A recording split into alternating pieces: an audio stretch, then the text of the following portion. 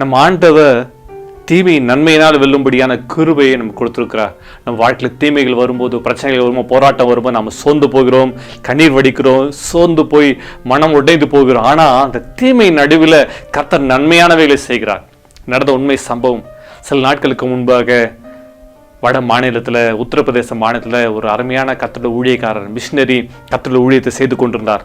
அவர் செய்து கொண்டிருக்கும் நேரத்தில் பயங்கரமான ஒரு நெருக்கம் வந்தது.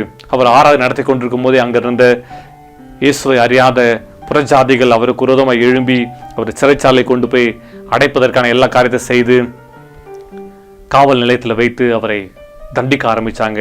அது மாத்திரமில்லை, குடும்பத்தார், சபை மக்கள் எல்லாம் சென்று அவரிடத்தில் பேசினார்கள். பேசும்போது காவல் நிலையத்தில் இருக்கிற அதிகாரிகள் சொன்னாங்க, இத்தனை லட்சங்களை கொடுத்து அவங்களை விட்டு விடுவோம், இல்லை என்றால் உங்களை சிறைச்சாலை அடைத்து விடுவோம் என்று சொல்லி, பொய் வழக்கு போடுவோம் என்று சொல்லி மிரட்டி கொண்டிருந்தார்கள். ஒரு வாரம் பணம் கிடைக்கும் என்று எதிர்பார்த்து கொண்டிருந்தார்கள். பணத்தை கொடுத்து, லஞ்சத்தை கொடுத்து அவர் விடுதலை ஆக்க வேண்டாம் என்று அந்த மிஷனரி சொல்லிவிட்டார். ஆண்டவர் என்னை விடுதலை ஆக்குவார், பொறுமையா இருங்க. அவர்கள் எவ்வளோ காரியத்தை செய்து பார்த்தும் அவர்கள் விடுற மாதிரி தெரியல. அவர் மேல பொய் வழக்குகள் எல்லாம் போட்டு அவரை சிறைச்சாலை அடைத்து விட்டார்கள். இந்த சிறைச்சாலை அடைக்கப்பட்டிருக்குமோ அவரால் சும்மா இருக்க முடியல. அந்த சிறைச்சாலையில் சென்று 3 நாட்கள் அவர் ஜெபிச்சு கொண்டே இருந்தார். அங்க இருக்க சிறை கைதிகள்லாம் அவரை கேலி செய்து கொண்டிருந்தாங்க. நீ இப்படி செய்தே அப்படி செய்தே என்று கேலி செய்து கொண்டிருந்தாங்க. அவர் ஜபிக்க ஆரம்பித்தார். 3 நாட்கள் ஜபத்திலேயே இருந்தார். அதுக்கு பிறகு அவர் ஆண்டவரோடு பேச ஆரம்பித்தார். மகனே, என்னை பற்றி எல்லாருக்கும் சொல்லு. அவர் என்ன செய்ய ஆரம்பித்தார்? அந்த சிறைச்சாலையில் அடைக்கப்பட்டிருக்க ஒவ்வொரு நாளும் அந்த உணவு வேலையில, மதிய உணவு வேலையில, காலை உணவு வேலை, இரவு உணவு வேலையில அங்க இருக்க ஒவ்வொரு கைதிகளை பார்த்து இயேசுனுடைய அன்பை பற்றி சொல்ல ஆரம்பித்தார்.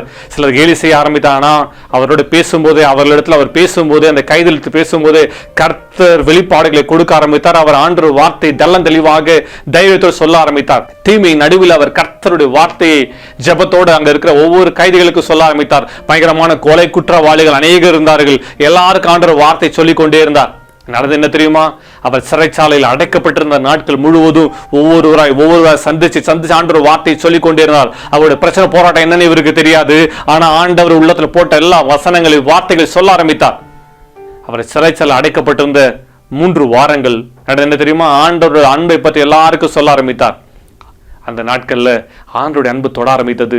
சிறைச்சாலையிலிருந்து வரும்போது 60 பேர் ஆண்டவராய் இயேசு கிறிஸ்து ஏற்றுக்கொண்டார்கள்.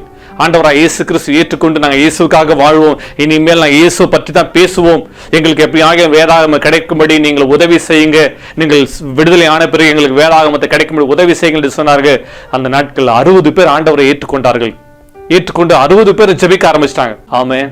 அவர் வாழ்க்கையில் வந்த தீமையை கர்த்தர் நன்மையாய் முடிய பண்ணாராம். இன்னைக்கு அந்த சிறைச்சாலையில் இருக்கிற அநேகர் கர்த்தருடைய அன்பை தொட ஆரம்பித்தது. ஆண்டவர் வார்த்தையை வாசிக்க ஆரம்பிச்சாங்க. கொலை குற்றவாளிகள் வாழ்க்கையில் கர்த்தருடைய அன்பு வெளிப்பட்டது.